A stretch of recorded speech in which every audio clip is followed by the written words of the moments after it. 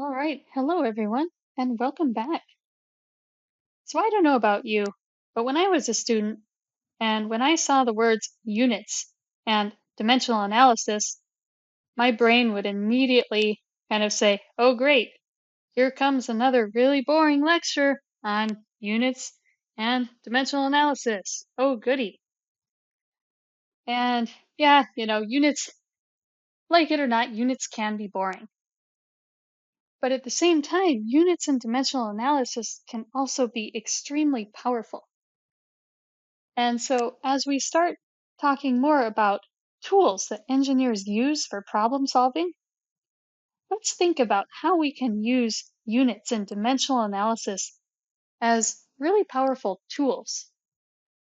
And what we'll learn in today's video is that even though units and dimensional analysis might seem kind of boring, they're actually incredibly important. They help us build our engineering intuition, our engineering spidey sense, and they help us be able to tell whether what we're measuring is accurate. They help us communicate our information to others. And so being able to use units and dimensional analysis is extremely important. So let's jump into it. So by the end of today's class, the goal is that you'd be able to find ways to improve your engineering intuition. And one of the best ways you can improve your engineering intuition is by solving practice problems and getting a better sense about units. So we'll start exploring a little bit of that. We're also going to talk about some conventions to follow when using units, and we're going to see how to use unit conversions and dimensional analysis to perform calculations. So let's start with a couple quick questions, just for fun. So take a moment and think about these. First question's asking you, have you learned about dimensional analysis before? Some students have learned it in other courses like chemistry class, and that's great. For other students, this might be the first time you've ever heard someone say that word, and that's also perfectly okay. Second question, in Japanese woodworking, they do not use glue or nails. And so, random question asks, how do they attach different pieces of wood if they do not use glue or nails? All right, so regardless of how you answered, I hope for the first question, you'll find today's video to be helpful. And if you still have questions after watching the video, please feel free to reach out.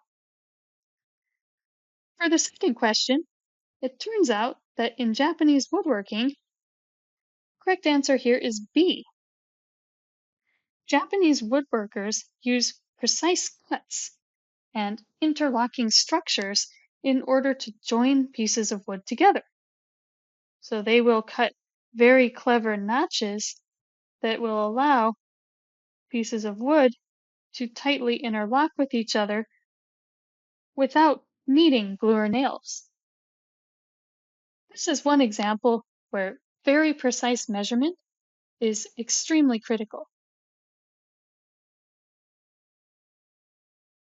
So I mentioned that term earlier about spidey sense. If you've seen the Spider-Man movies or any of the comics, you might be familiar with spidey sense. In Spider-Man, the hero, one of his powers is that he can sense when danger is nearby. This is basically like a strong intuition, right? Spider-Man can tell when something is wrong. And similarly, in engineering, I think that we also need spidey sense. Often people call it intuition. I call it engineering spidey sense. But basically, the idea here is that you want to be able to develop an intuition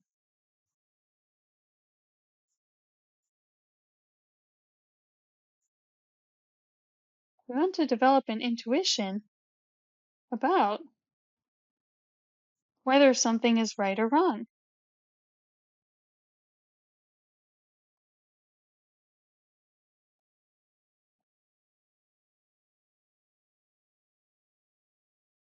And maybe you're designing a bridge and you calculated how strong the bridge must be. Does your answer sound about right? What does your intuition think? That's what we're going for here. It's basically intuition about correctness of an answer, intuition about how to approach problems. It'd be really great if we could all have a strong engineering spidey sense. So, of course, unfortunately, with spidey sense, as with many skills in life, this is not something that you learn overnight. It takes time to develop problem solving skills and intuition.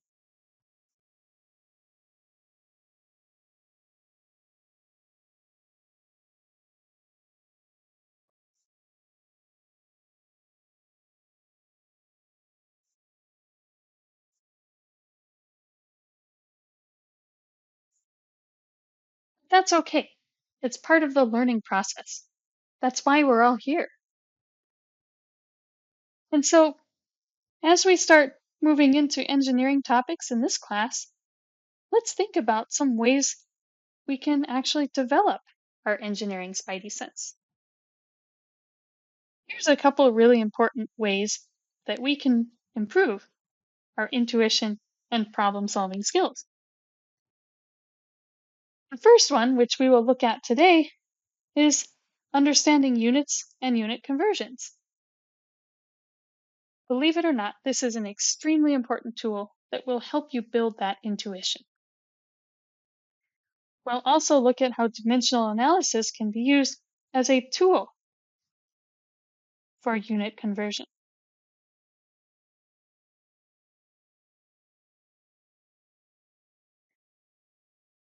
And in our next video, we're going to look at estimating stuff, and we'll start getting some experience solving problems. So our goal is to practice all of these skills. And with practice and time and effort, you'll be able to build up your problem solving skills and intuition and become a stronger problem solver.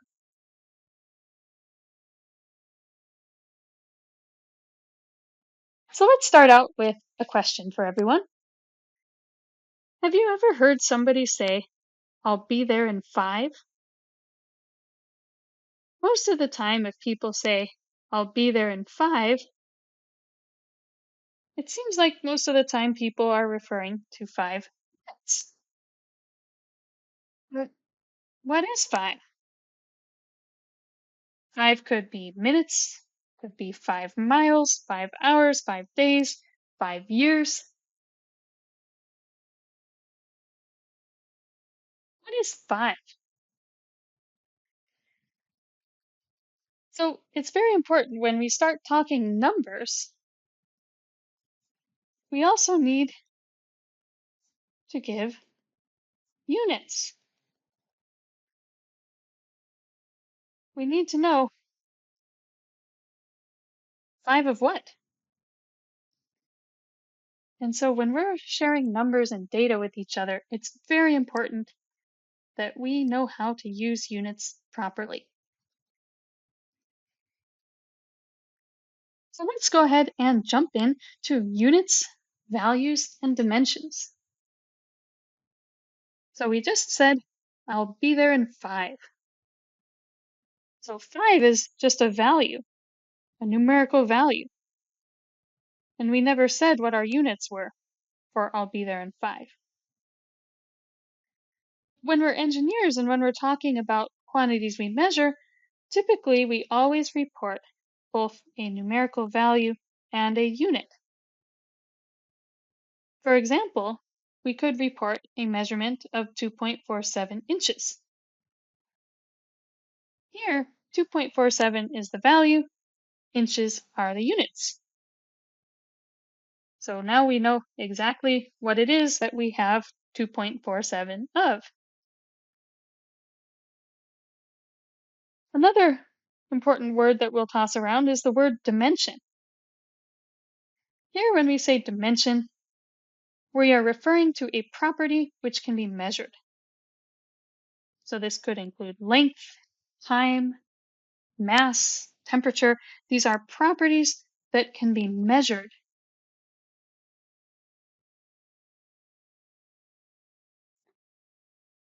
So, of course, there are some important rules that you may know having worked with units. Let's briefly review some of these important rules that we need to follow when working with our units. First thing to remember about units is that they can be treated like algebraic values. Remember from algebra class how if I have like x plus, say I have like 2x plus 5, I can't directly combine 2x and 5 because the 2x is multiplied by x. It has a different quantity attached to it. So the same thing is true with units. So for example, if I have 3 centimeters minus 2 centimeter, I can subtract those and get 1 centimeter. Just like how 3x minus 2x is 1x. So notice we can only add or subtract values if the units are the same. Notice if I have 3 centimeters minus 1 inch, we can't perform that subtraction right away. We would need to convert inches to centimeters in order to complete that subtraction. Another important rule is that we can combine values and units when multiplying and dividing. For example, here if we have 3 newtons times 4 meters, we are allowed to combine those and we get 12 newton times meters. Or if we have 7 kilometers per hour times 4 hours, notice the hours cancel, we're left with 28 kilometers. So be careful when doing math with units. You want to make sure you follow these rules so that you don't run into errors.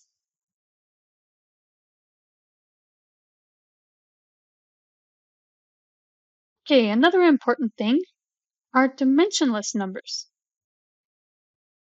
So there are some numbers that intentionally do not have units.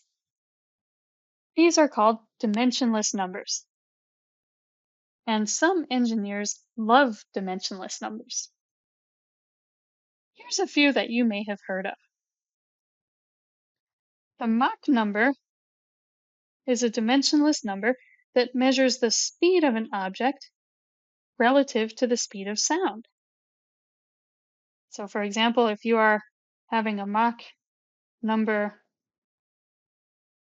of 2, that means that you are traveling at 2 times the speed of sound.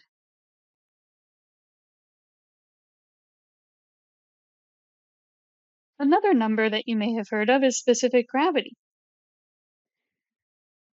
This refers to the density of a substance divided by the density of water. So, for example, if you have a specific gravity of 0.5, that means that you are half the density of water.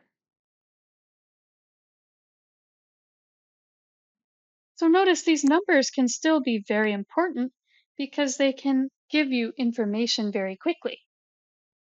Now you can very quickly compare, if you know a specific gravity, you know how dense you are relative to water.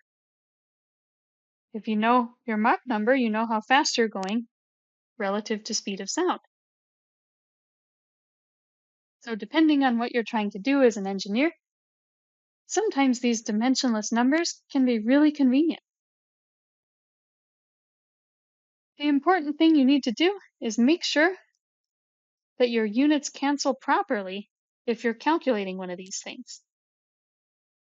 For example, if you're calculating Mach number and you're trying to do miles per hour divided by miles per hour, or if we write it as miles per hour divided by miles per hour, notice we need the units to be the same so that they cancel and the ratio is correct.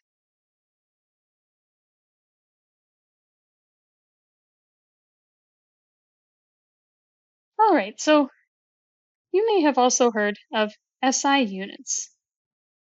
So when we talk about SI units, what we're referring to is the SI system, or in French, it's Le Système International des Units. This is the international standard for units of measure. So most engineers and scientists use SI units. That way, across the world, hopefully everybody understands what units you're working with. Sometimes engineers in the US like to use the imperial units instead as well. So again, you just got to watch out and use the appropriate units for what you're doing. But please be aware, you definitely need to know SI units, especially as you take more science and engineering courses. And unfortunately, with SI units, one of the most common mistakes that beginning students tend to make is unit conversions. So let's try to avoid those mistakes by reviewing units and unit conversions. That way, we'll set ourselves up for success as we continue with engineering problems.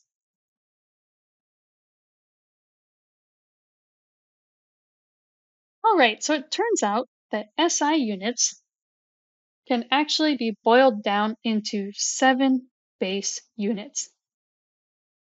So every other SI unit that exists can be derived from one of these 7 base units. And each of these units are actually made based on some standard, so you can figure out exactly how long 1 meter is. They have a standard as to the exact length of 1 meter, same with kilogram, second, all these other units.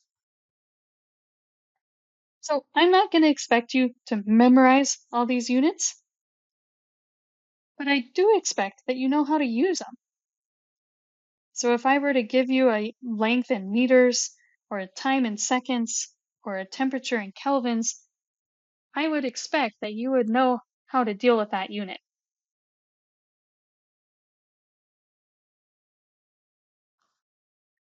So from those 7 base units, we can also derive additional units. For example, we use a meter to measure length, but if we want to measure an area, we use square meters in order to measure areas. Similarly, we can use cubic meters to measure volume. Notice we can also use meters per time to determine speed, meters per second squared for acceleration, and so on. So once again, I do not expect you to memorize these units and standards, but I do expect that if you see some of these units in a calculation, you would know how to convert between them and use them for that calculation.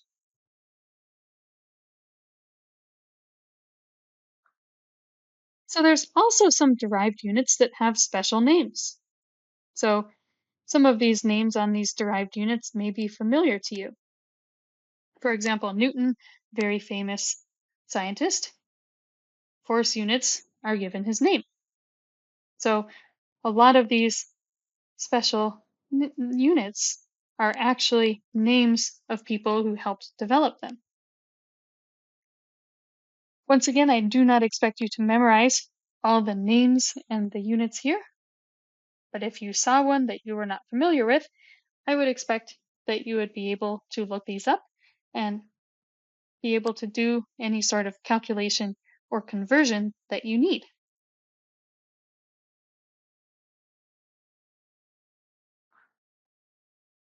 Okay, so there's a few more rules that we should share when we talk units. So if you are multiplying units together, for example, here we have meters times grams,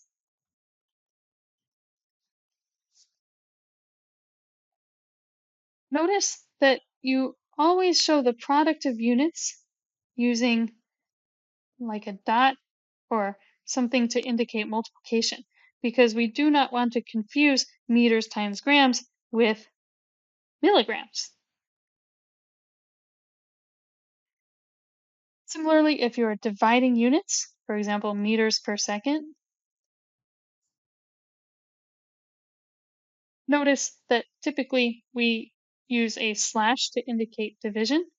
So we could say like meters per second, or we can say meters second minus 1, where the negative exponent indicates division by seconds. But notice for acceleration, if we're dividing by seconds squared, we do not write multiple slashes for division. Finally, one more rule for units. You may remember we have those SI prefixes like kilo and mega and milli. You can't use compound prefixes. So if you have a kilogram, you should actually report that as a megagram for 1 million grams.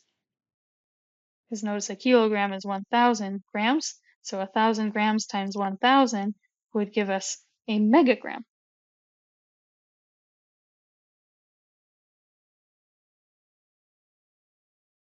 All right, finally, it's important to talk about temperature.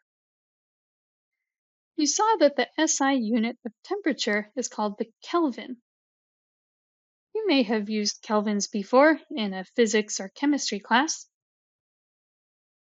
but normally in everyday life, those of us in the United States tend to use Fahrenheit, and most other people tend to use Celsius. The reason why people use kelvins is because Kelvin is an absolute scale. 0 kelvins, or 0 K, is the lowest possible temperature.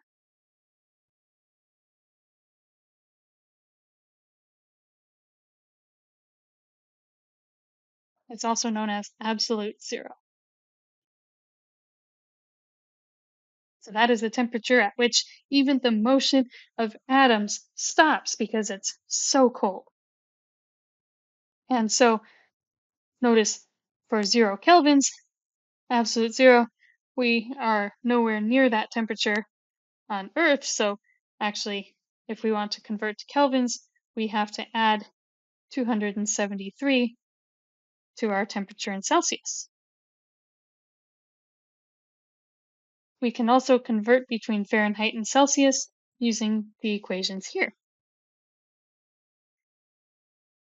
Notice that both Celsius and Fahrenheit are not absolute units, but what we call relative units.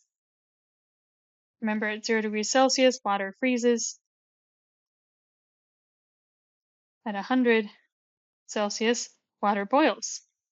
So for Celsius, we have a relative scale to help us relate 0 and 100 to temperatures that are more relevant to us.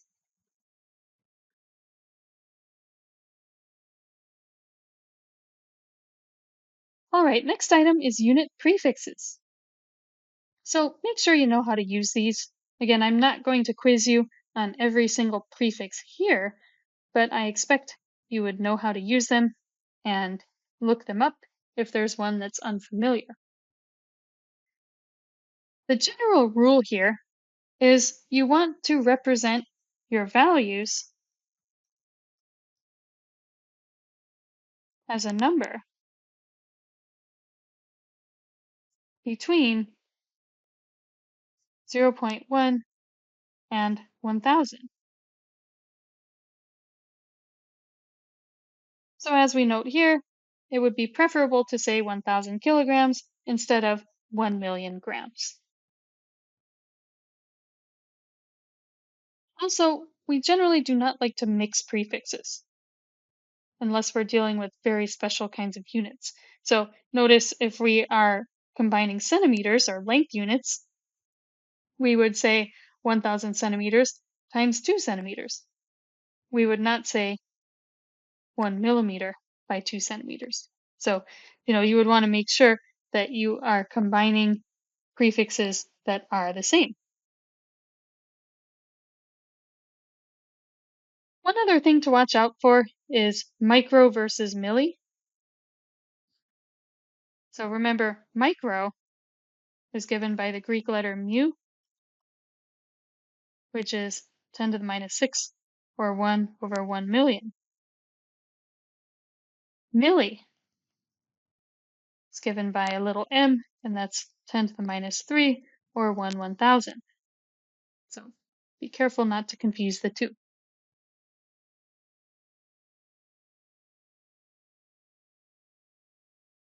All right, let's try an engineering spidey sense question. So suppose you are building a big airplane,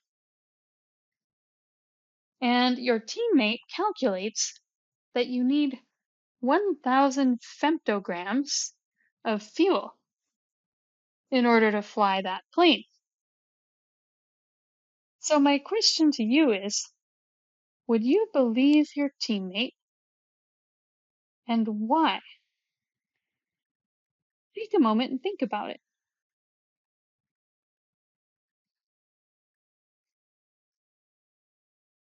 So what do you think? How much is 1,000 femtograms? Does that sound like a lot? If you're not sure, take a look at our unit conversion and prefix table. Well, wait a minute.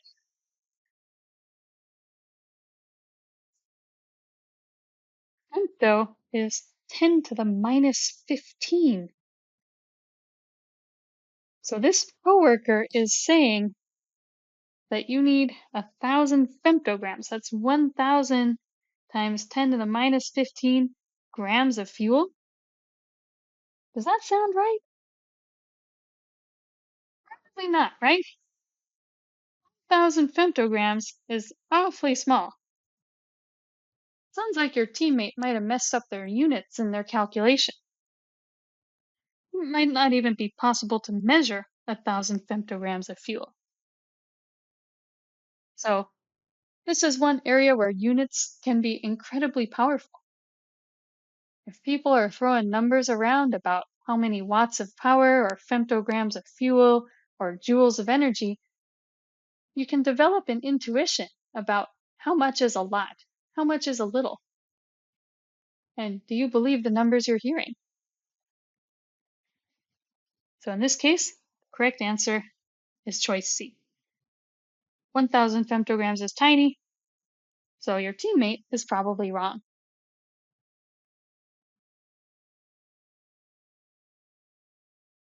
Okay, so if you have any questions on units so far, please do feel free to reach out. We're going to go ahead and move on to significant digits and precision. Does anybody remember significant figures or significant digits? I remember when I first learned them, I thought they were just busy work. But the truth is, significant figures and significant digits can be very important. There's a time and a place for them. Sometimes in engineering, there are situations where error and precision matter.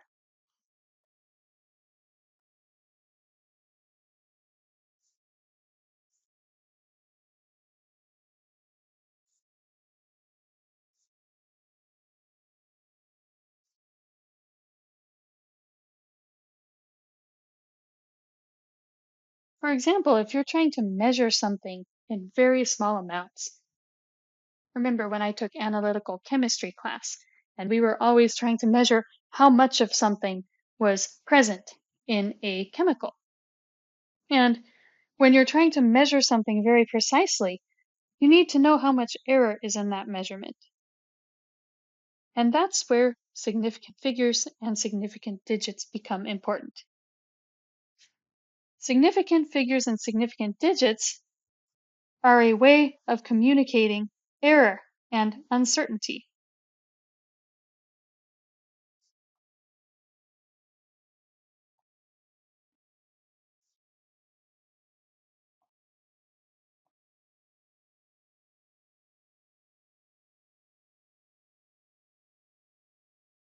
And so it's very important that we know how to perform calculations with significant digits. We won't always be using these, but if you are specifically instructed to follow significant digits and significant figures, I would expect that you know how to do this. So please read instructions carefully so that you know whether or not I'm expecting you to follow these rules. So first, it's important to learn how do we actually figure out how many significant figures or significant digits we have. We often use the term significant figures or significant digits interchangeably.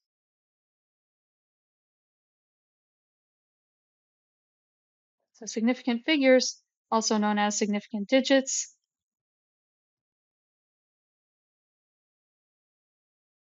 that means how many digits in our number are actual valid numbers. Basically, how many digits of precision do we have?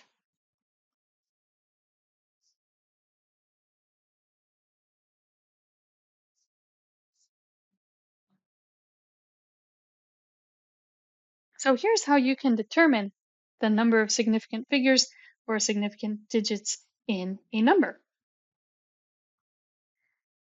First rule, all non-zero digits do count. So if I have the number 24, that is two significant figures or two significant digits.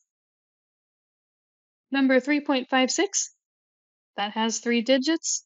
None of them are zero. So we get three significant digits. Next rule, if I have zeros in front of the numbers, such as in a decimal, those zeros don't count toward the number of significant digits.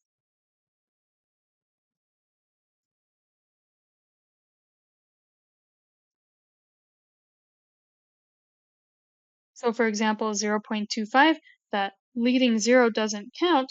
We're left with two significant digits from the 2 and the 5. Or in this other example, all the zeros in front of the 3 do not count. So we are left with just one significant digit.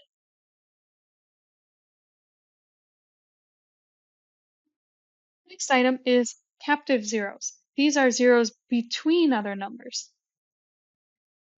And those zeros do count towards the total number of significant digits. So notice in this case, if I have 12.034, I have 1, 2, 3, 4, 5. All of those digits count. For number 101, there are three significant digits because the zero in between the ones does count. Next rule, trailing zeros do count if the number contains a decimal. For example, 3.000, that number has four significant digits, or four significant figures. But the number 100 does not contain a decimal, so it has just one significant digit from the 1. The two zeros do not count because that number does not contain a decimal. This 3.000 is especially important. Imagine if you were an engineer and you required 3.000 versus 3. Like if it was 3 inches versus 3.000 inches. Notice 3.000 must be precise to 0.000 what, right? Like basically we are precise all the way to the 4th decimal place. Whereas 3 inches, that could just be precise to the 10th place. So if we require this much precision, that will likely also cost us quite a bit more money to guarantee that we get that level of precision in our measurement.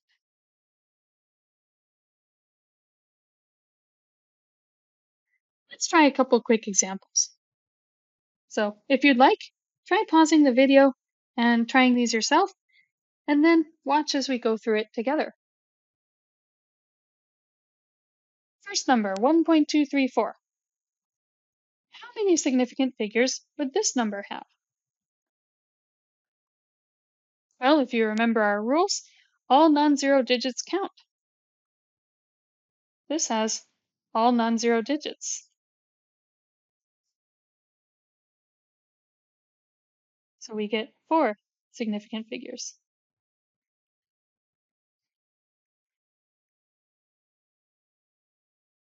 What about this next one? 1.02. Well, the 0 is there, but notice this is a captive 0. So it does count towards the total.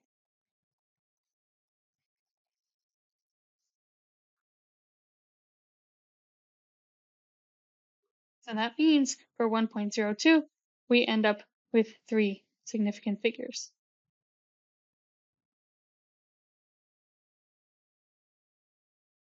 How about 1500? We have some zeros there, but notice 1500 is not a decimal.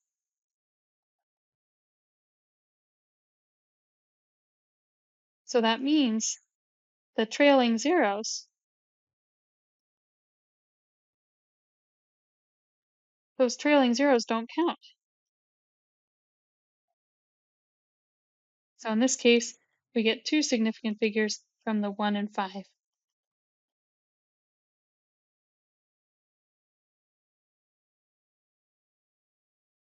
How about this last one?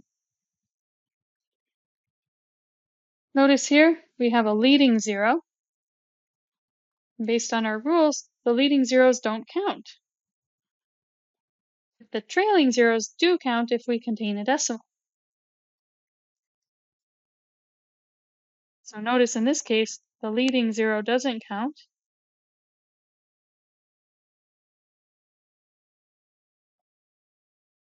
But the trailing 0, they do count. So we're left with 4 significant digits.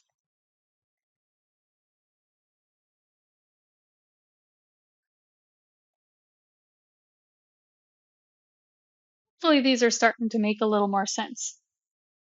If you have any questions, feel free to reach out.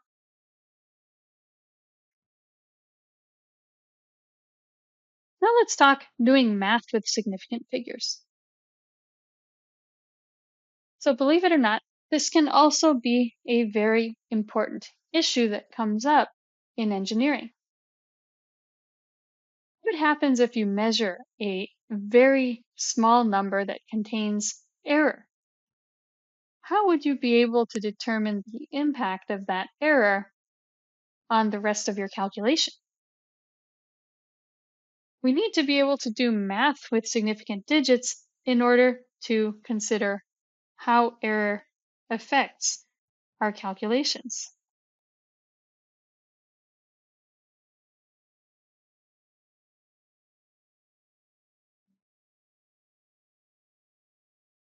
And here's the general rule when doing math with significant figures is that your answer cannot be more precise than the least precise number used to get that answer. So basically, we can't plug in a number with a ton of error and somehow magically get a really accurate number with less error. So here's some important rules you'll want to follow when doing math with significant figures. If you're adding and subtracting, here's the rule. You can add or subtract numbers like normal. You wait until the end to do rounding. Wait until after the math is done to do rounding.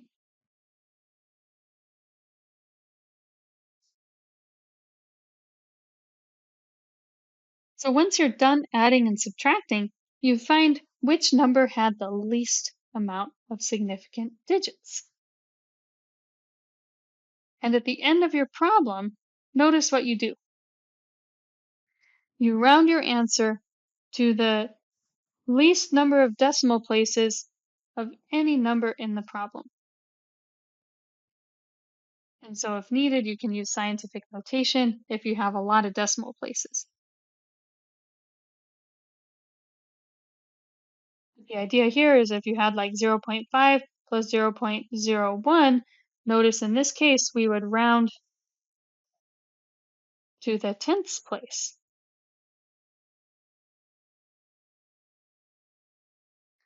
So basically, we can't add 0.5 plus 0.01 and magically get more precision in that 0.5 number.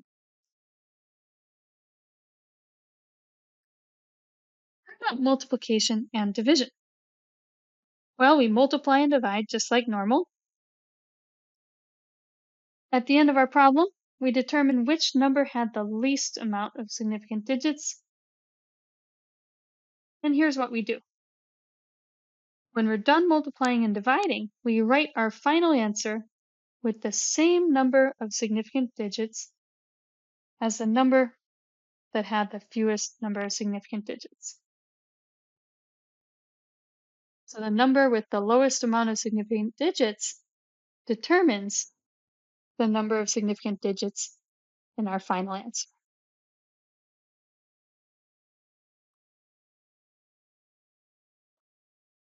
Here's one more important point.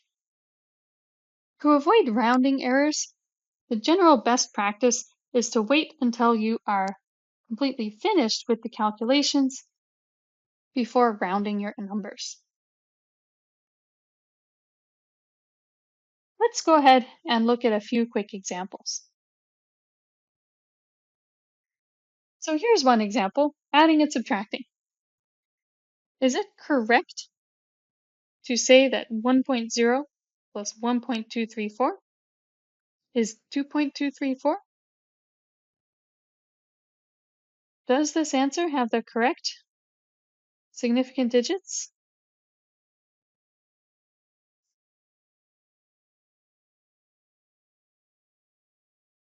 So notice in this case, the 1.0 only is accurate to the tenths place. So in this case, 1.0 plus 1.234 would equal 2.234.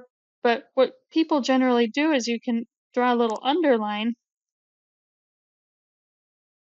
to indicate that that 2, or the tenths place, is basically the correct number of significant figures.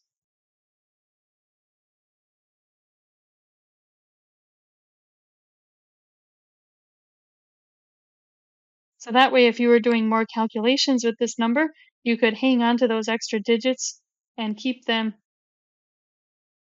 available for rounding, to help avoid rounding errors.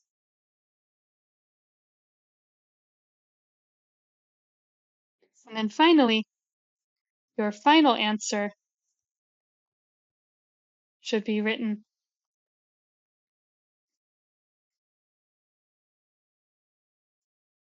as 2.2 to the tenths place.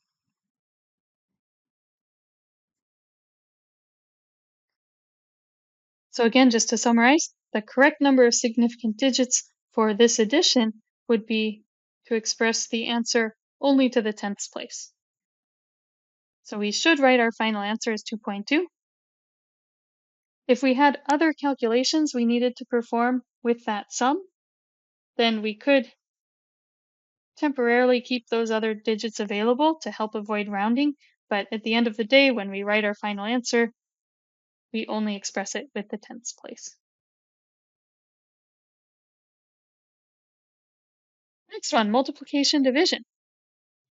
Is it correct to say that 2 times 0.123 is 0.0246 using significant digits? Well, notice 2 just has one significant figure. 0.0123 has three significant figures. So the final answer here, it should have just one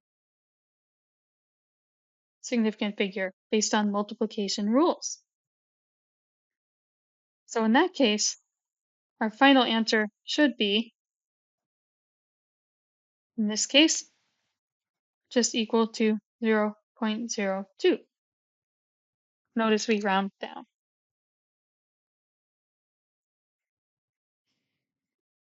All right, so if we do 1.234 plus 3.2, notice what we get. Let's first do the addition, because that's in the parentheses. So we end up getting 4.434 as our sum. Because of the 3.2, our precision is currently sitting at the tenths place. Then we multiply that by 12, which has two significant figures. This value also has two significant figures due to the addition. So here, if I multiply these two together, the final answer should also have two significant figures because that is the lowest number of significant digits.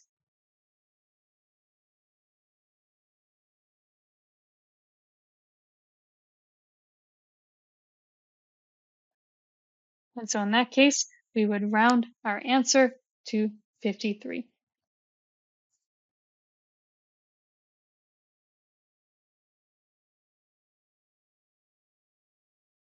Once again, here's our solution.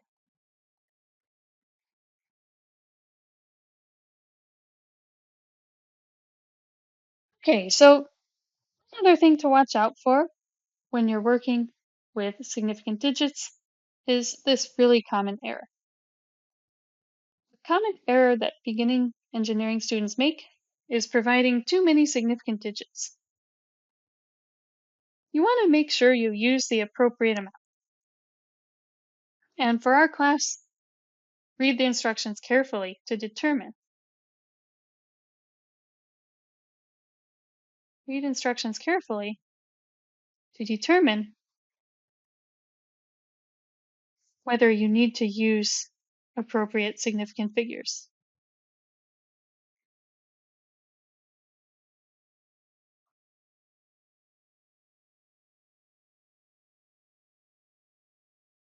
So as an engineer, sometimes you're just going to be doing a quick calculation just to get a rough estimate. And in those cases, you're not going to care about significant digits. And what happens if you are making a drawing for a part that you designed and you need that part to have very specific dimensions? You want to make sure that you use significant digits appropriately when you are specifying dimensions to a supplier. If you get those significant digits wrong, it could cause your part to have incorrect dimensions and mess up your finished product. This can and does happen in real life, and we don't want it to happen to you. Here's an important thing to remember. The number of digits you show is your way of communicating precision and confidence in a measurement. If you show the wrong number of digits, it could make you look unprofessional or ignorant. I remember one time I made a mistake in my engineering drawing. I was specifying a piece of glass I was specifying a piece of glass to be 0.500 plus minus 0.01 for my error. And this was just a typo in my drawing, but based on the way that my supplier was fabricating this glass, they could only do 0.5 plus minus 0.1. This was what was possible. I was asking them to do a tolerance that was impossible with their equipment. And so it made me look a little bit ignorant. Thankfully, it was just a typo. But again, you don't want to be specifying the wrong precision. And it could also increase your cost. Because if you specify too much precision, that means you're going to have to pay extra money to get parts made more accurately. It'll drive up your costs. And of course, if you don't specify enough precision, then that could also cause problems. And so please be careful. Make sure that you pay attention to significant digits and precision, especially if the instructions on your assignments say to do so.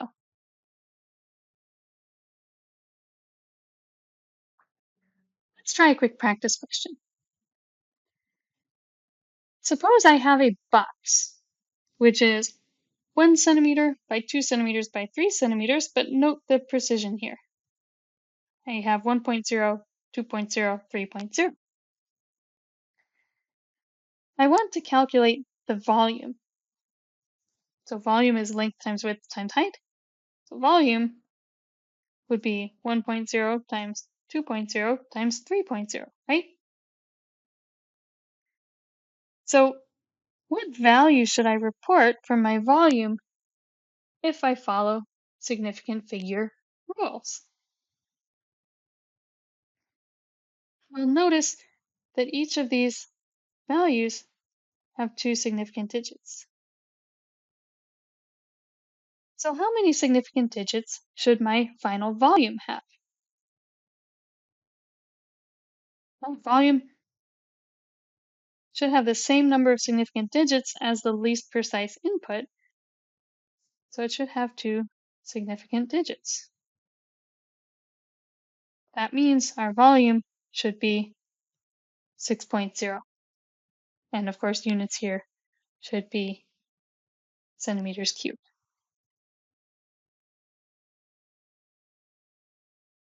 So be careful of those significant digits.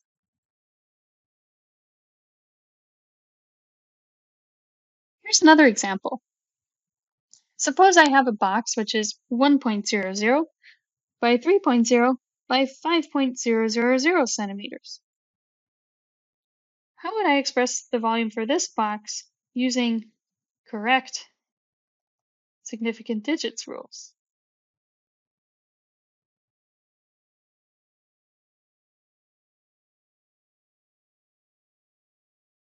Well, let's check how many significant digits we have.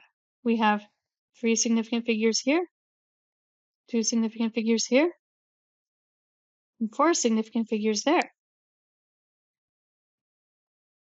This is our least precise number. So that means final answer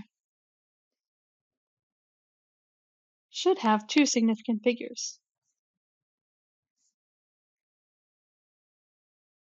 2 significant figures for 1 times 3 times 5 is 15. So be careful there. Sometimes it's easy to miss small details when working with significant digits.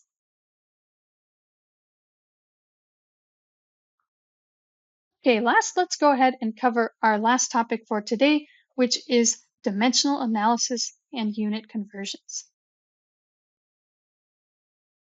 So there are many different methods to convert units.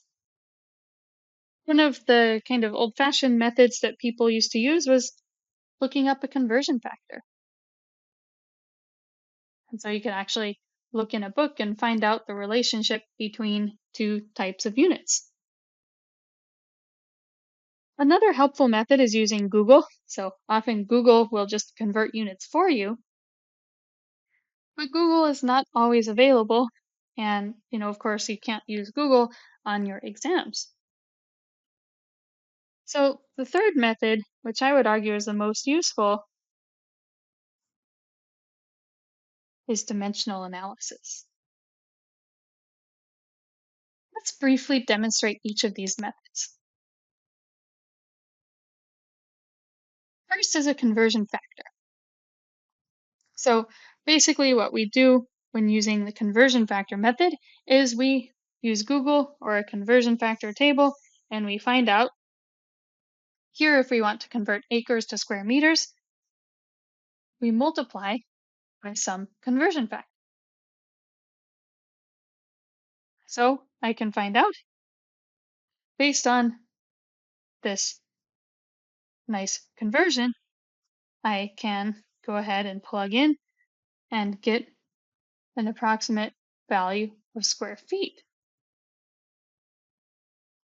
Notice here, I carefully wrote my conversion calculation so that I'm able to cancel out the units I don't want, and I'm left with square feet. Notice that conversion factor tables can sometimes be a pain because notice in this case, I was given acres to square meters.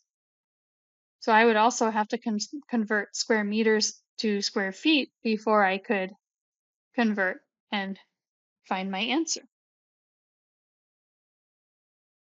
So you want to be careful when using conversion factor tables that your units cancel out and you're left with the thing you're looking for.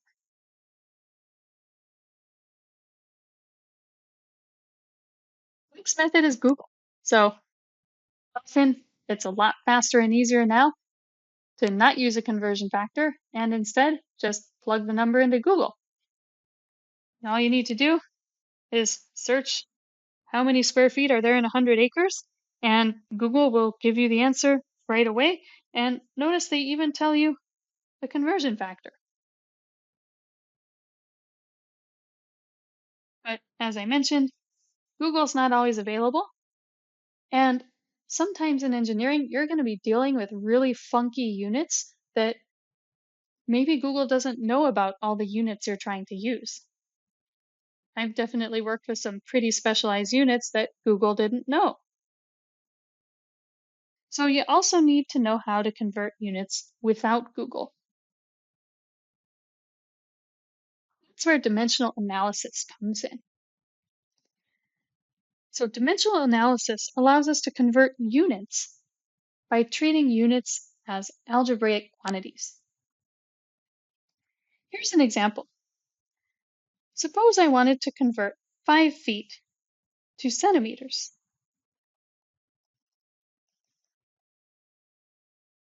Here's how I could do that using dimensional analysis.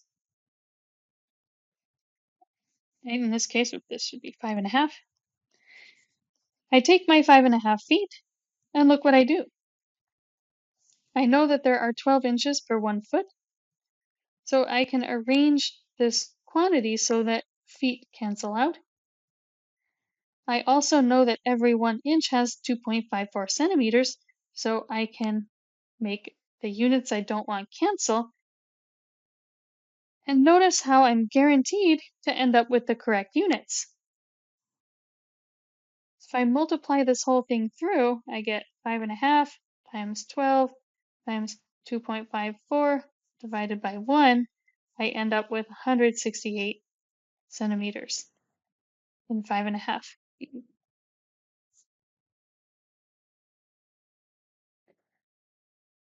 So where dimensional analysis really shines is how the undesired units cancel. This will help us guarantee, as long as we set up our conversion factors correctly, we can guarantee that we'll have the correct units in our answer.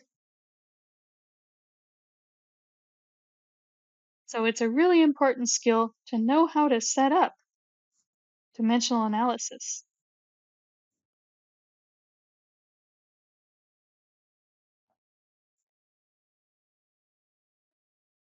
Once you learn how to do this, you'll find it's actually pretty simple and extremely useful.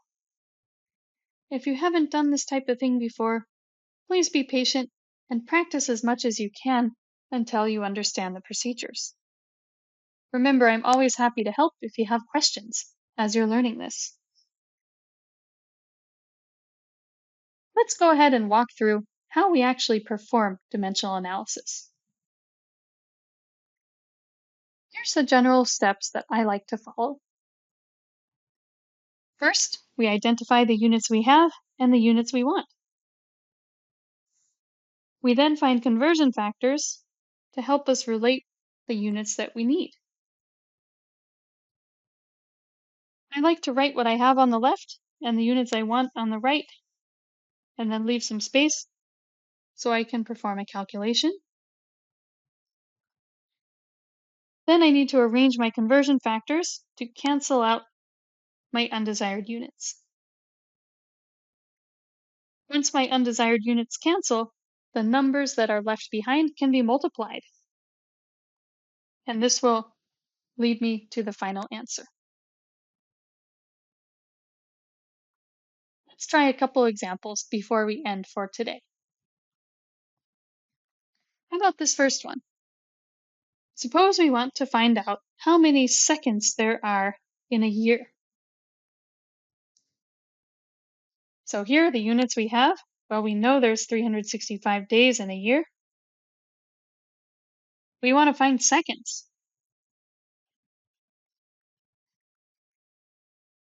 So what I like to do is I like to write the units that I have on the left. So I have 365 days per year. And I want the number of seconds in 1 year. So now that I have this, I need to be able to convert.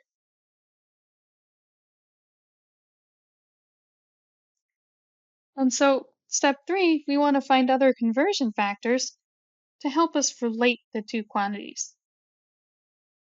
For example, we know there are 24 hours per 1 day. So we can write 1 day is per 24 hours, or 24 hours per 1 day. We also know there are 60 minutes per 1 hour, so we can write 60 minutes per 1 hour, or 1 hour over 60 minutes. We also know there's 60 seconds per 1 minute, or 1 minute has 60 seconds. So notice that these conversion factors can relate all the different quantities that we're looking for.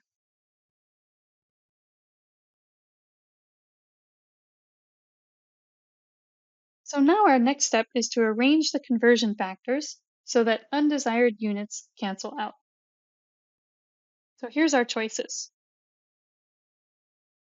We know that there's 1 day has 24 hours, or 24 hours in 1 day. We also know there's 60 minutes per hour, or 1 hour is 60 minutes. We also know there's 60 seconds per 1 minute, or 1 minute is 60 seconds, right?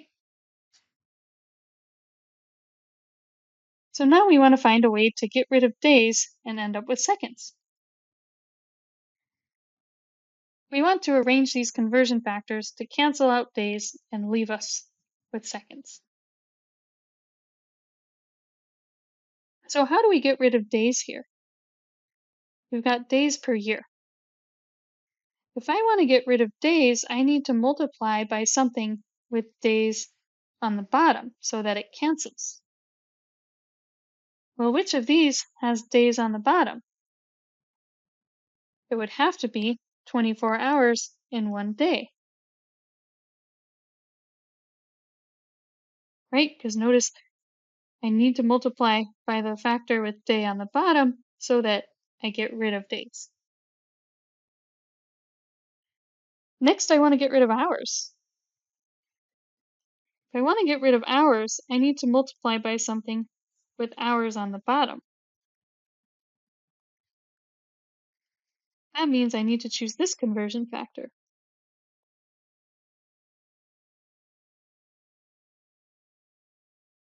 Finally, I need to take minutes and change it into seconds. So which conversion factor has minutes on the bottom so that my units cancel? It would have to be 60 seconds per 1 minute. Notice if I use these conversion factors, all the units I don't want cancel, and I'm left with seconds per year.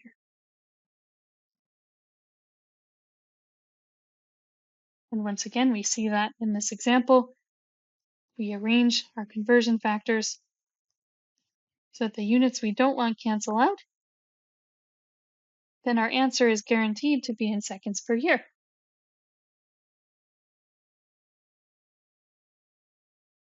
And finally, all that's left is to multiply the units by the conversion factors.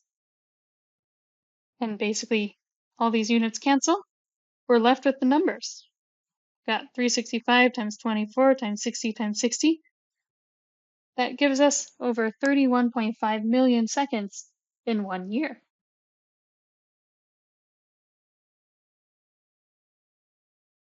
Notice in this case, the numbers we're using in these conversion factors are exact numbers, so we're not going to bother with rounding or significant digits for this calculation.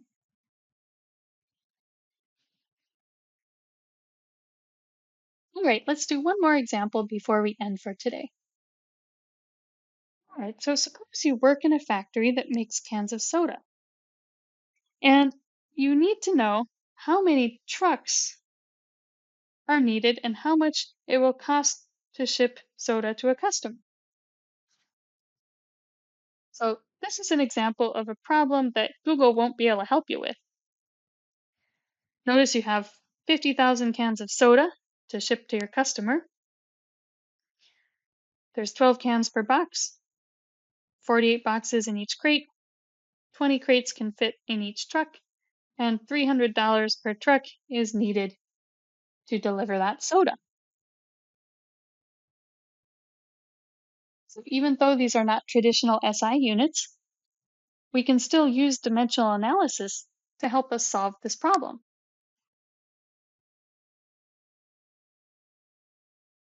So once again, we can follow the same procedure as before. We have 50,000 cans. We want to find number of trucks. So let's see what conversion factors we can get. There's 12 cans of soda per box, so that means we can write one box over 12 cans, or 12 cans over one box. 48 boxes per crate means that we can write one crate over 48 boxes, or 48 boxes over one crate. 20 crates per truck, we can write that as 20 crates over one truck, or one truck over 20 crates. Finally, $300 per truck to deliver the soda. So again, $300 per truck, or one truck over $300. So let's go ahead and arrange these conversion factors to help us complete this calculation.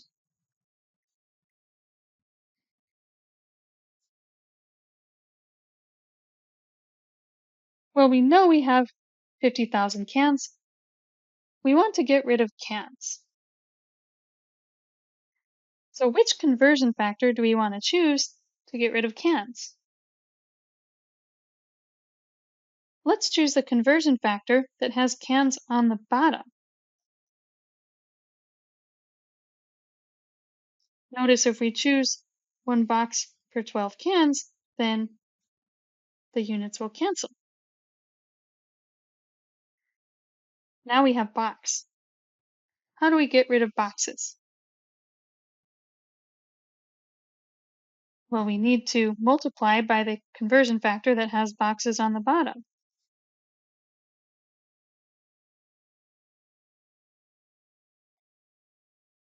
So notice if I choose the correct conversion factor, my boxes cancel. And similarly, now I have crates, I need to determine trucks. So I need to multiply by the one with crates on the bottom in this case.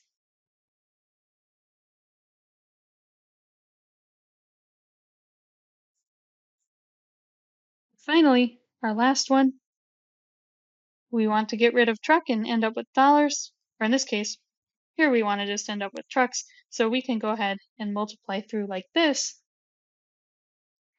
and we can determine number of trucks. And so if we do that, we end up determining, we multiply all our factors. Notice the units we don't want cancel. We are left with 4.34 trucks. Of course, we have to round to the nearest whole truck. That gives us 5 trucks needed to deliver the soda. We'll have a $1,500 shipping cost.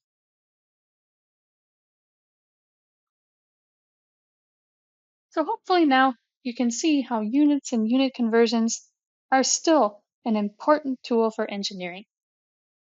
We need to be able to know how to measure stuff and report our data clearly and accurately.